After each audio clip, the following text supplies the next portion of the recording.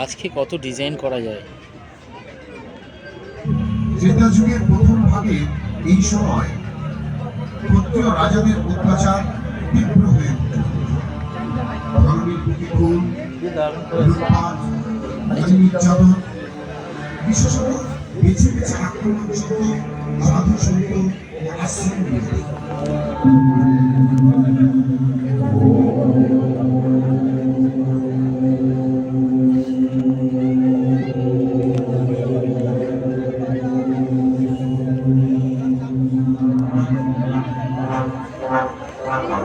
একটাই গাছ না দুটো গাছ তুলেছে, না দুটো এদিকে দুটো, চারটে টোটাল, চারটে গাছকে কি সুন্দর ডিজাইন করেছে।